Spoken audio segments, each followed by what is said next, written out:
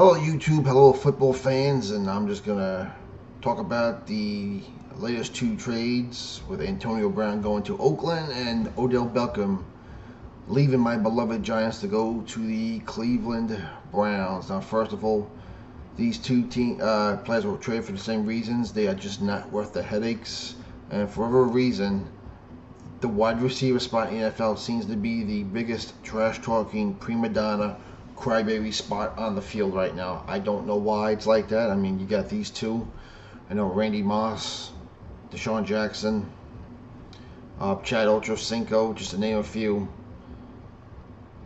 I guess the more you get away from the trenches of the football game, the bigger trash talker you become. Anyway, let's talk about this. People are saying that both teams got fleeced. Well, listen, Antonio Brown thinks about 30-31. Pittsburgh did get a third and fifth round pick from him. You're not going to get much for a 30-year-old receiver, even though he's one of the better ones. Football's just different. You can get hurt on the very next play. It's like most contracts are not guaranteed. Pittsburgh got what he get for him. Oakland's looking to rebuild. They're looking to build a team when they move into Vegas in a couple of years. I can see why they would do it. It's pretty much historically their type of player, which explains why they haven't won in years either. I don't really think you could have gotten much more for Antonio Brown than they did. If they could have, then they would. The other thing is, who wants the drama and headaches of Antonio Brown or Odell Beckham? I certainly do not want to. Now, as far as my guy Odell Beckham goes, goodbye, good riddance. Listen, there's no doubt that Odell Beckham is a talent. He is an old-world ESPN highlight reel talent. He is awesome. He's made some of the greatest catches. He's a game breaker. He's the man you want batting cleanup for you. Same thing with Antonio Brown, but the headaches that come with these guys is just not worth it. That's why I don't get how the Eagles fans tolerated Deshaun Jackson all those years. The Vikings tolerated Randy Moss. The Bengals at Ochocinco. What another head case. As far as my Giants go, we went 5-11 last year with them. If we go the same this year without them, then we saved ourselves about $30 million a year. If we could lose with you, and we could lose without you for $30 million, then we don't need you. Last year we were 5-11. I think we were 1-8 when he was in the lineup, and when he got hurt, we were 4-3. And Eli Manning looked better. So what does that tell you about Odell Beckham? And for my Giant fans out there, 4 of the 5 years when we've gone to the Super Bowl, we never really had a star receiver. The only time we really had one was in 2007 when we had Plaxico Burress. That's it. You don't need a star receiver to go to the Super Bowl. You don't.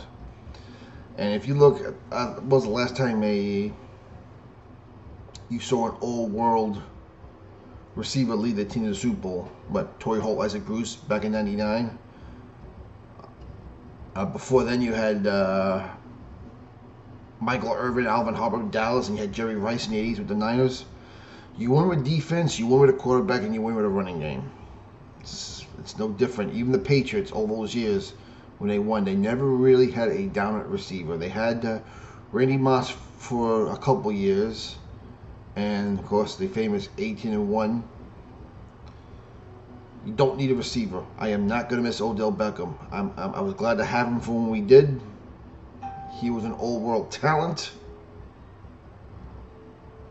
but we don't need that prima donna on our team. He is not worth it. And as far as getting the first and third round pick and getting 2 players, an offensive lineman we really needed, and a safety to replace Landon Collins, I thought it was a good trade. People say we got fleeced. Again, how do we get fleeced? How many teams out there were begging for Odell Beckham in that big contract? If anything, the Giants did not do themselves any favors by giving that contract last year. We actually devalued him by giving him all that guaranteed money. And then he was devalued himself when we started winning without him last year. So how many teams out there can afford that type of receiver? And what was the first thing Odell Beckham did when he went to Cleveland? He's saying he wants another contract because he's getting paid less than Antonio Brown, the other diva.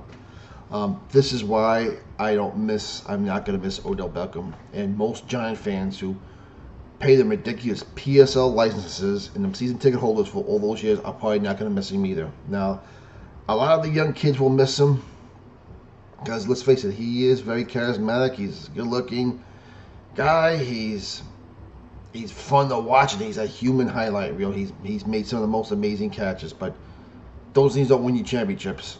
I won championships. We never had a star receiver in all those years winning championships, except for 1 year. That's it. Giants all be looking toward getting a quarterback more than anything else. I can live with Eli for 1 more year. We're paying him too much money not to, and he's still got football left.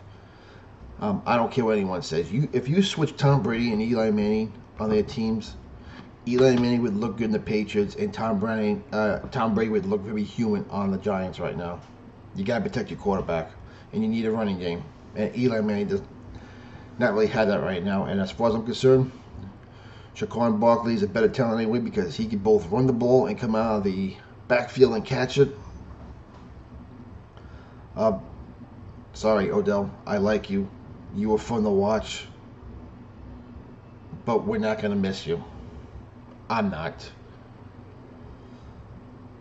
Now, as far as other New York Giant news, there's a rumor going around saying that the Cardinals are Giants interested in Cardinal quarterback Josh Rosen. And of course, Josh Rosen was one of the quarterbacks taken last year in the first round of the draft.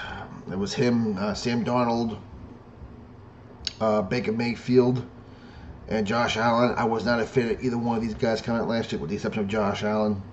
Josh Allen played in some terrible weather in Wyoming, and he looked good doing it. He played a pro offense in Wyoming and looked good doing it. He has the best arm.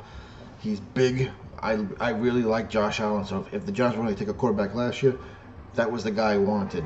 I wasn't a big fan of Sam Darnold because how many more USC quarterbacks do we have to see and fail before we say no more USC quarterbacks? All right, we've been there with Matt Barkley, Matt Leinart, Todd Marinovich. Need I go on? Carson Palmer. We don't need. Sorry, no more USC quarterbacks. And as far as Josh Rosen, I didn't think he was that good last year to be worthy of a first-round pick. And with his concussion problems at UCLA, I didn't want him anyway. So, and I was happy when the Browns took Baker Mayfield because I wanted Saquon Barkley anyway. And Baker Mayfield, I'm sorry, he's about, 5'11", 6 feet. That's small for an NFL quarterback. Of course, we've seen Drew Brees do it. We've seen, talking about the guy, Russell Wilson out in Seattle do pretty well. Doug Flutie had his run, but generally, I wanted a traditional pocket passer for my team because those are the guys that win Super Bowls. Your pocket passers, your quarterbacks. These running quarterbacks don't last real long. They usually get hurt. I'd rather have a traditional pocket pass. Now, as far as Dwayne Haskins goes, for the Giant fans, I know every mock draft has us getting them. When was the last Ohio State quarterback you saw make it in the pros? 0. And for a Big Ten school that's very successful, one of the most successful college Division I teams ever, that doesn't say a whole lot. I am not big on, he's a big guy. He's 6'4". He's a pocket passer, and he's done well. But I'm starting to think he was a product of a very good system in Ohio State in a very, very weak conference. I am not big in the Big Ten.